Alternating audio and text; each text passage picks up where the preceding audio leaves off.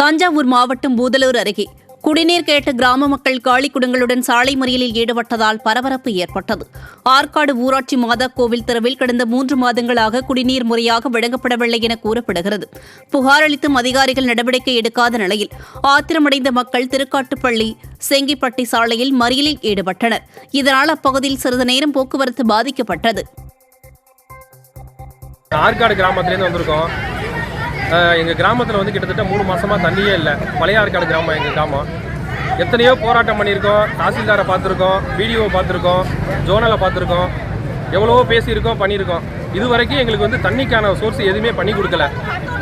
அதனால தான் நாங்கள் இப்போ வந்து சாலை மறியல் பண்ணியிருக்கோம். எங்களுக்கு வந்து தண்ணி உடனடியாக கிடைக்கல அப்படி இல்லைன்னா நாங்கள் எந்த போராட்டம் வேணாலும் செய்வோம். தூத்துக்குடி மாவட்டம் ஆழ்வார் திருநகரி அருகே அமைந்துள்ள 30 ஆண்டுகள் பழமையான பாலத்தை சீரமைக்க பொதுமக்கள் வலியுறுத்தியுள்ளனர். நவலட்சுமிபுரத்தில் உள்ள தென்கால் வாய்க்கால் பாலம் பாழடைந்து தடுப்பு சுவர் இல்லாமல் காணப்படுகிறது. இந்த பாலத்தின் மீது ஆபத்தான முறையில் விவசாயிகள் வாழைத்தார்களை சுமந்து செல்கின்றனர். இதனால் விபத்து ஏற்படும் எனவும் அசம்பாவிதம் ஏற்படும் முன்னர் சீரமைக்கவும் பொதுமக்களும் விவசாயிகளும் கோரிக்கை விடுத்துள்ளனர். இறைச்சி மாடுகளின் விலை உயர்வால் மாட்டிறைச்சி விலையை அதிகரிக்க வலியுறுத்தி ஈரோடு மாவட்டம் முழுவதும் 100க்கும் மேற்பட்ட கடைகளை அடைத்து உரிமையாளர்கள் 2 நாட்கள் போராட்டத்தில் ஈடுபட்டுள்ளனர். தற்போது 1 கிலோ 360 ரூபாய்க்கு விற்பனையாகும் நிலையில் தீவன செலவு அதிகரிப்பிற்கேற்ப போதிய வருமானமில்லை என்பதால் மாட்டிறைச்சி விலையை கிலோவிற்கு 450 ரூபாயாக உயர்த்த முடிவு செய்யப்பட்டுள்ளது குறிப்பிடத்தக்கது. சேலம் மாவட்டம் ஓமலூர் அருகே 6 லட்சம் ரூபாய் மதிப்பீட்டில் புதிதாக அமைக்கப்படும் சாலையின் நடுவே உள்ள மின்கம்பத்தை அகற்றாமல் தார் சாலை போடும் பணியால் பொதுமக்கள் அதிர்ச்சியடைந்துள்ளனர். குப்பூர் பகுதிக்கு செல்லும் இந்த உயர் மின்னழுத்த கம்பத்தால் இரவு நேரங்களில் வாகனங்கள் மோதி விபத்து ஏற்படும் அபாயம் உள்ளதாக குற்றம் சாட்டியுள்ள அப்பகுதி மக்கள் மின்கம்பத்தை அகற்றிய பின்னரே சாலையை அமைக்க வேண்டுமென கோரிக்கை விடுத்துள்ளனர். கோவையில் திங்கள் முதல் 4 நாட்களுக்கு டிப்பர் லாரி உரிமையாளர்கள் கூட்டமைப்பினர் அடையாள வேலை நிறுத்தத்தில் ஈடுபட்டுள்ளனர். அரசு நிர்ணயித்த அளவை விட கூடுதல் கனிம வளங்களை ஏற்றிச் செல்ல மாட்டோம் என்பதை உறுதிப்படுத்த இப்போராட்டம் நடைபெறுகிறது. இதனால் கோவையில் கட்டுமான பொருட்களை ஏற்றிச் செல்லும் லாரிகள் 4 நாட்களுக்கு இயங்காது என்றும் மக்கள் தங்களுக்கு ஒத்துழைப்பை வழங்க வேண்டும் என்றும் கூட்டமைப்பினர் கோரியுள்ளனர். திருநெல்வேலி மாநகராட்சியில் இபிஎஃப் தொகை செலுத்தப்படாததை கண்டித்து தூய்மை பணியாளர்கள் வேலைநிறுத்தத்தில் ஈடுபட்டனர். 3 ஆண்டுகளாக பிடித்தம் செய்யப்பட்ட தொகை இபிஎஃப் அலுவலகத்தில் செலுத்தப்படவில்லை என குற்றச்சாட்டு எழுந்துள்ளது. இதுகுறித்து பலமுறை அதிகாரிகளிடம் வலியுறுத்தியும் எவ்வித நடவடிக்கையும் எடுக்கப்படாததை கண்டித்து தூய்மை பணியாளர்கள் வேலைநிறுத்தத்தில் ஈடுபட்டனர். அனைத்து தூய்மை பணியாளர்கள் 1500 பேர் ஒட்டுமொத்தமாக வேலையை நிறுத்திட்டோம். வேலையை நிறுத்தி மாநகராட்சியில் வந்து உள்ள உட்கார்ந்துருக்கோம். காத்திருப்பு போராட்டத்தில் உட்கார்ந்து இருக்கிறோம். மாநகராட்சி நிர்வாகம், ராமன்கோ நிறுவனம் எங்களுடைய ஒட்டுமொத்தமான கவர்மெண்ட் பணத்தை சம்பந்தப்பட்ட பிஎஃப் அலுவலகத்தில் செலுத்தப்பட வேண்டும். செலுத்துகிற வரையிலும் நாங்கள் இங்கே தான் இருப்போம். ஏன்னா மாநகராட்சி நிர்வாகமும் ராமன்கோ நிறுவனமும் சேர்ந்து தொழிலாளிகளுடைய 5 கோடி ரூபாய் பணத்தை கொள்ளையடிக்கிறார்கள் என்ற சந்தேகம். விழுப்புரம் அருகே போதைப்பொருள் விற்பனை குறித்து போலீசில் புகார் கொடுத்த நபரை காவல்துறையினரே போதை கும்பலிடம் காட்டிக் கொடுத்த சம்பவம் அதிர்ச்சி ஏற்படுத்தியுள்ளது.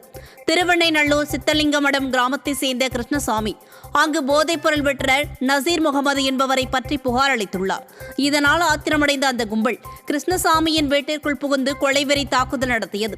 ரகசியம் காக்க வேண்டிய போலீசாரை தன்னை காட்டிக் கொடுத்ததாக கூறி பாதிக்கப்பட்ட நபர் மாவட்ட எஸ்பி அலுவலகத்தில் தர்ணா போராட்டத்தில் ஈடுபட்ட நிலையில் இச்சம்பவம் பெரும் அதிர்ச்சியை ஏற்படுத்தியுள்ளது.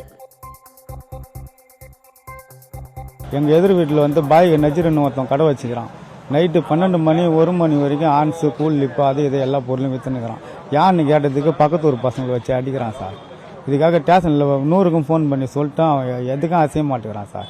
நேற்று கூட விற்றுனுக்கிறான் சார். இப்போ போனால் கூட விற்றுன்னு தான் இருப்பான். போலீஸ் ஸ்டேஷனுக்கே ஃபோன் பண்ணல சார். அந்த 100 நம்பர் சொல்லி போட்டு விட்டேன் சார். என்ன சார் பண்ணுறது, இந்தமாரி தெரிஞ்சு போய்க்குது ஊர் பூரா. அப்படியே கேட்குறான், நீ தாண்டா கம்ப்ளைண்ட் கொடுத்த அப்படின்ட்டு. அன்றைக்கி நைட்டு ஆள் வச்சு அடிக்கிறான். விருதுநகர் மாவட்டம் ஸ்ரீவில்லிபுத்தூர் அருகே கோவிலில் நடந்த கொள்ளை முயற்சியில் ஊழியர் தாக்கப்பட்டுள்ளார். திருவண்ணாமலை கிராம ஆதி விநாயகர் திருக்கோவில் உண்டியலை உடைத்து அதே பகுதியைச் சேர்ந்த அரவிந்தன் என்பவர் கொள்ளையடிக்க முயன்ற நிலையில் அவரை கோவில் ஊழியரான முருகன் தடுத்துள்ளார். இதனால் அரவிந்தன் முருகனை கடுமையாக தாக்கிவிட்டு தப்பியோட முயன்ற நிலையில் கிராம மக்களிடம் சிக்கினார். படுகாயமடைந்த முருகன் சிகிச்சை பெற்று வருகிறார். திருப்பத்தூர் மாவட்டம் ஆம்பூர் அருகே விவசாய நிலங்களுக்குள் புகும் காட்டு யானைகளால் பொருளாதார இழப்பு ஏற்படுவதாக விவசாயிகள் வேதனை தெரிவித்துள்ளனர். பைரப்பள்ளி மாந்தோப்பிற்குள் நுழைந்த யானைகள் 20க்கும் மேற்பட்ட மரங்களை முறித்துள்ளன. இந்நிலையில் விளைநிலங்களுக்குள் காட்டு யானைகள் புகாதபடி வனத்துறை நடவடிக்கை எடுக்க வேண்டுமென விவசாயிகள் கோரிக்கை விடுத்துள்ளனர். தூத்துக்குடி மாவட்டம் திருச்செந்தூர் கோயில் அருகே கடலில் புனித நீராடிய போது தொலைந்த 2.5 சவரன் தங்கச் செயினை கண்டெடுத்து கடற்கரை பாதுகாப்பு பணியாளர்கள் உரிமையாளரிடம் ஒப்படைத்தனர். சுப்பிரமணிய சுவாமி கோயிலுக்கு வருகை தந்த முத்துகிருஷ்ணாபுரம் பகுதியைச் சேர்ந்த ஆதித்யா என்பவர் கடலில் நீராடிய போது அவரது தங்கச் செயின் மாயமானதாக தெரிய வருகிறது. இதனையடுத்து தேடுதல் பணியில் ஈடுபட்ட கடற்கரை பாதுகாப்பு பணியாளர்களால் கண்டுபிடிக்கப்பட்ட செயின் உரிமையாளரிடம் ஒப்படைக்கப்பட்டது. திருப்பூர் மாநகராட்சியில் ஸ்மார்ட் சிட்டி திட்டத்தில் புதிதாக கட்டப்பட்ட தினசரி காய்கறி சந்தைக்கு வாடகையை நிர்ணயித்த பின்னரே ஏலம் விடக் கோரி வியாபாரிகள் சங்கம் சார்பில் மேயர் மற்றும் ஆணையரிடம் மனு அளிக்கப்பட்டது. பேருந்து நிலையம் எதிரே 420 கடைகளுடன் அமைந்துள்ள இம்மார்க்கெட்டிற்கு தற்போது ஏலம் விடுவதால் வாடகை அதிகரிக்கும் என வியாபாரிகள் அஞ்சுகின்றனர். திண்டுக்கல் மாவட்டம் கொடைக்கானலில் பனிமூட்டம் சூழ்ந்து காணப்பட்ட நிலையில் நட்சத்திர ஏரியில் சுற்றுலா பயணிகள் படகு சவாரி செய்து மகிழ்ந்தனர். கொடைக்கானல் மற்றும் அதன் சுற்றுவட்டார பகுதிகளில் பனிமூட்டமானது தரையிறங்கி காணப்படுவதால் வழக்கத்திற்கு அதிகமாக குளிர்ச்சியான சூழல் நிலவியது. இந்த சூழ்நிலையை அனுபவிக்க சுற்றுலா பயணிகள் நட்சத்திர ஏரியில் படகு சவாரி செய்து மகிழ்ச்சியை வெளிப்படுத்தினர். ராணிப்பேட்டை மாவட்டம் கீழ்மின்னல் பகுதியில் நீண்ட காலமாக வசித்து வரும் இடங்களுக்கு பட்டா வழங்க வலியுறுத்தி விவசாயிகள் சங்கம் சார்பில் ஆர்ப்பாட்டம் நடைபெற்றது. அரசுக்கு வரி செலுத்தி வரும் நிலையில் பட்டா கோரி நீண்ட நாட்களாக மனு அளித்தும் இதுவரை வழங்கப்படவில்லை என அப்பகுதி மக்கள் குற்றம் சாட்டியுள்ளனர். இதனை கண்டித்து தமிழ்நாடு விவசாயிகள் சங்கத்தினர் கண்டன ஆர்ப்பாட்டத்தில் ஈடுபட்டனர். கிருஷ்ணகிரி மாவட்டம் ஊத்தங்கரை அருகே குண்டும் குழியுமான சாலையால் அவதியடைந்துள்ள பொதுமக்கள் ஈரடுக்கு தார் சாலை அமைக்க கோரி சாலை மறியலில் ஈடுபட்டனர். ஊனாம்பாளையம் முதல் பொம்பட்டி கிராமம் வரை 28 லட்சம் ரூபாய் மதிப்பீட்டில் சுமார் 3 கிலோமீட்டர் தூரத்திற்கு அமைக்கப்பட்ட தார் சாலை கடுமையாக சேதமடைந்துள்ளது. இதுகுறித்து புகார் அளித்தும் நடவடிக்கை இல்லாததை கண்டித்த அப்பகுதி மக்கள் கல்லாவி தருமபுரி செல்லும் சாலையில் திடீரென மறியலில் ஈடுபட்டனர். இதனால் அவ்வழியாக போக்குவரத்து பாதிக்கப்பட்டது. இங்க இருக்கிற மக்கள் தொகை கிட்டத்தட்ட 500 குடும்பங்கள் இருக்குது. பஸ் வசதியும் சரியா கிடையாது. ஒரு பஸ் தான் இருக்குது. எல்லாமே அவங்கவுங்க சொந்த வண்டி வச்சுதான் போயிட்டு வந்துட்டு இருக்காங்க. ஸ்கூல் பசங்களும் பஸ் இல்லாம ரொம்ப கஷ்டப்பட்டுட்டு இருக்காங்க. நடந்து வராங்க, சைக்கிள்ல போறாங்க. அவங்களும் நிறைய கீழே விழுந்துடுறாங்க. அதனால இப்போ நிறைய டெக்னாலஜி கொண்டு வந்துட்டாங்க ரோடு போடுறதுல. 2 அடுக்கு தார் சாலை அமைக்க வேண்டும். இப்போ வரையுமே வெறும் நம்ம ரோடு போடுறது சரியில்லாம தாங்க போடுறாங்க. அதனால இந்த முறையாவது நல்ல மதிப்பீட்டுல நல்ல சாலை விரைந்து அமைத்து தருமாறு மக்களிடம் கோரிக்கை வைத்து போராட்டம் நடத்தினாங்க. திருச்சி மாவட்டம் துவரங்குறிச்சியில் பேருந்துகள் இல்லாததை கண்டித்து பொதுமக்கள் மற்றும் கல்லூரி மாணவர்கள் சாலை மறியல் போராட்டத்தில் ஈடுபட்டனர். துவரங்குறிச்சியில் இருந்து திருச்சி செல்ல பேருந்து வராததால் ஆத்திரமடைந்த பயணிகள் அதிகாரிகளுடன் வாக்குவாதத்தில் ஈடுபட்ட நிலையில் தகவல் அறிந்து வந்த போலீசார் பேச்சுவார்த்தை நடத்தி மாற்று பேருந்துக்கு ஏற்பாடு செய்ததை அடுத்து மறியல் கைவிடப்பட்டது. இதனால் அப்பகுதியில் போக்குவரத்து பாதிக்கப்பட்டது.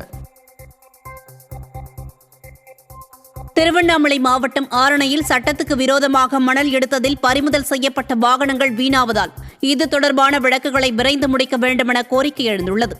எரிமண் மற்றும் ஆற்றுப்படுகையில் மணல் எடுத்ததில் பறிமுதலான வாகனங்கள் வருடக்கணக்கில் நிறுத்தி வைத்ததில் துருவெடுத்து வீணாகும் நிலை உள்ளது. இதனால் இது தொடர்பான வழக்குகளை விரைந்து முடிக்க வேண்டுமென கோரிக்கை எழுந்துள்ளது. விழுப்புரம் ஆட்சியர் அலுவலகம் பின்புறம் உள்ள நகராட்சி குப்பை கிடங்கில் மழை போல் குப்பைகள் தேங்கியுள்ளதால் மக்கள் கடும் அவதிக்குள்ளாகியுள்ளனர். மூவேந்தர் நகர் பகுதியில் பல வாரங்களாக குப்பைகள் அகற்றப்படாததால் அங்குள்ள 500க்கும் மேற்பட்ட வீடுகள், பள்ளிகள் மற்றும் மருத்துவமனைகளில் கடும் துர்நாற்றம் வீசி வருகிறது. இதனால் குழந்தைகளுக்கு தோல் நோய்கள் ஏற்படுவதாக அப்பகுதி மக்கள் வேதனை தெரிவிக்கும் நிலையில் மாவட்ட ஆட்சியர் மற்றும் எஸ்பி அலுவலகங்கள் அருகிலேயே இருந்தும் நகராட்சி நிர்வாகம் எந்த நடவடிக்கையும் எடுக்காமல் அலட்சியம் காட்டுவதாக மக்கள் குற்றம் சாட்டுகின்றனர். நகராட்சி குப்பை கூடம் 5 வருஷம் ஆகுது ஸ்டார்ட் பண்ணி. இந்த டவுனில் இருக்கிற குப்பை பூரா எல்லாமே இங்கே தான் வருது. எங்கே இருக்கிற குப்பையும் இங்கே தான் வருது. இது 2 வருஷமாக தேக்கி வச்சுருக்காங்க. லோடு ஏற்ற மாட்டுறாங்க. ஒரே ஸ்மெல் தான் வருது. இங்கே ஸ்கூலு இருக்குது, ப்ளே ஸ்கூல் இருக்குது, டென்னிஸ் இருக்குது, பேட்மிண்டன் இருக்குது. இங்கே ஒரு 20 ஃபேமிலி இருக்கிறோம். சுற்றி ஒரு 500-1000 குடும்பங்கள் இருக்குது. சாப்பிட முடியல, ஒரே ஸ்மெல்லு தான். இதனால் வேறு எதுவும் மூச்சு பிரச்சனை எல்லாம் ஜாஸ்தியாக வருது. அந்த தண்ணி கூட யூஸ் பண்ண முடியல. பக்கத்தில் இருக்கிற குடிக்கிற தண்ணி கூட யூஸ் பண்ண முடியல. எல்லாமே வெளியில் வாங்கி தான் குடிச்சுன்னு இருக்கணும் தண்ணியே. பசங்களுக்கு மேலே என்ன அலர்ஜி, தும்மல், இது மாதிரி தேவையில்லாத பிரச்சனை எல்லாம், ஸ்கின்னு பிரச்சனை எல்லாம் வருது. இதால் சுவாச பிரச்சனை, நுரையீரல் பிரச்சனை அதிகமாக வருது. இதை ஏற்றவும் மாட்டுறாங்க. நாங்கள் போய் நகராட்சியில் பெட்டிஷன் போட்டிருக்கோம், சொல்லியிருக்கிறோம், பார்க்குறோன்னு சொல்கிறாங்க. அதுக்கு பிறகு அவ்வளோதான் விட்டுறாங்க. தங்கள் நிலத்தை மீட்டுத் தரக்கோரி ஈரோடு மாவட்ட ஆட்சியர் அலுவலகத்தில் பாதிக்கப்பட்டவர் குடும்பத்தினருடன் தர்ணாவில் ஈடுபட்டனர். கோபிச்செட்டிப்பாளையம் அரக்கன்கோட்டை இந்திரா நகரை சேர்ந்த சுப்பிரமணி என்பவர் தனக்கு சொந்தமான நிலத்தை தனது அண்ணன் மகன்கள் ஏமாற்றி எடுத்துக் கொண்டுள்ளதாகவும் தங்களை அங்கிருந்து விரட்டிவிட்டதாகவும் மாவட்ட ஆட்சியரிடம் மனு அளித்தார். தொடர்ந்து குடும்பத்துடன் தரையில் அமர்ந்து கண்ணீர் மல்க தர்ணா போராட்டத்திலும் அவர் ஈடுபட்டார். மதுரை மாவட்டம் திருமங்கலம் பூ மார்க்கெட்டில் மல்லிகை பூவின் விலை கடும் வீழ்ச்சியடைந்துள்ளதால் வியாபாரிகள் மற்றும் விவசாயிகள் வேதனை அடைந்துள்ளனர். திருமணங்கள் மற்றும் கோவில் திருவிழாக்கள் இல்லாததால் பூக்கள் தேக்கமடைந்து மல்லிகை பூ கிலோ 200 ரூபாய்க்கு நறுமண தொழிற்சாலைகளுக்கு அனுப்பும் அவல நிலை ஏற்பட்டுள்ளது.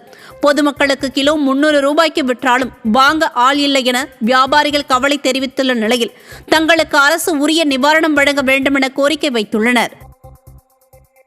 விபத்தில் உயிரிழந்த தண்ணீர் கேன் தொழிலாளியின் மரணத்திற்கு காரணமான வாகனத்தை கண்டுபிடித்து தர கோரி அவரது குடும்பத்தினர் சிவகங்கை மாவட்ட ஆட்சியரிடம் மனு அளித்துள்ளனர். காளையார் கோவில் அருகே நற்புதம் கிராமத்தைச் சேர்ந்த மணிகண்டன் என்பவர் சாலை விபத்தில் உயிரிழந்தார். விபத்து நடந்து 20 நாட்களுக்கும் மேலாகியும் குற்றவாளியை அடையாளம் காணாமல் காவல்துறை அலட்சியம் காட்டுவதாக அவரது உறவினர்கள் குற்றம் சாட்டியுள்ளனர். மேலும் விபத்தை ஏற்படுத்திய வாகனத்தை கண்டறிந்தால் மட்டுமே இழப்பீடு பெற முடியும் என்பதால் உரிய நீதி வழங்க வேண்டும் என அவரது குடும்பத்தினர் கோரிக்கை வைத்துள்ளனர். வாட்டர் கேன் போடக்கூடிய ஒரு மணிகண்டன் என்பவர் சாலையை கடக்கும் முயலையில் ஒரு வாகனம் மோதி அதே இடத்துல அடிபட்டு பலத்த காயத்தோடு கொண்டு போய் வாகன விபத்து ஏற்படுத்திய காரை கொண்டு போய் மருத்துவமனையில் அருகில் இருக்க அரசு மருத்துவமனையில் சேர்த்துருக்காரு. கிட்டத்தட்ட அது 1 கிலோமீட்டர் தூரத்தில் இருக்கக்கூடிய அந்த மருத்துவமனையில் கொண்டு போய் சேர்த்ததில் மறுநாள் இறந்துறாரு. அந்த வாகனம் சேர்த்த நபர் அடையாளத்தை காட்டாம சொல்லாம அங்கிருந்து காவல் நிலையத்திலையும் போய் சரண்டர் ஆகாம தப்பிச்சு போயிடுறாரு. அந்த வாகனத்தை கண்டுபிடிச்சு தரோம்னு காவல்துறை வாக்குறுதி கொடுத்ததுனால அவங்க மறுநாள் இறந்தவரை மருத்துவமனையிலிருந்து அடக்க நிகழ்ச்சியெல்லாம் முடிச்சுட்டாங்க. இன்னைக்கு வரைக்கும் டிஎஸ்பி எல்லாம் உயர் அதிகாரியும் பார்த்துருக்கோம். பார்த்ததில் விரைவாக நாங்கள் வாகனத்தை கண்டுபிடிச்சிரோம்னு சொல்லி வாக்குறுதி கொடுத்தும் எங்களுக்கு எந்த ஒரு முன்னேற்றமும் இல்லாதனால 3 குழந்தைகள் அவங்களுக்கு இருக்கிறாங்க. ஒரு படிக்கக்கூடிய இளம் குழந்தைகள், வறுமையில் இருக்கக்கூடிய குடும்பம். குறிப்பாக சொல்ல போனோம்னா அவங்க தலித் சமூகத்தை சேர்ந்தவங்க, ஏழை குடும்பம், எந்த ஒரு வாழ்வாதாரம் இல்லை. திருவாரூர் மாவட்டம் நன்னிலம் அருகே பொதுப்பாதையை ஆக்கிரமித்தவர்களிடம் இருந்து மீட்டு தர வேண்டும் என விவசாயிகள் ஆட்சியரிடம் மனு அளித்தனர். கூத்தனூர் பகுதியில் விவசாய பணிகளுக்கு பயன்படுத்தி வந்த பாதையையும் நீர்நிலைகளையும் தனிநபர் ஒருவர் ஆக்கிரமித்துள்ளதாக விவசாயிகள் குற்றம் சாட்டினர். இப்பாதையை ஆக்கிரமித்த தனிநபர் அங்கு காரை நிறுத்தி பிரச்சனை செய்வதாகவும் அதனை மீட்டு தர கோரியும் மாவட்ட ஆட்சியர் அலுவலகத்தில் விவசாயிகள் மனு அளித்தனர்.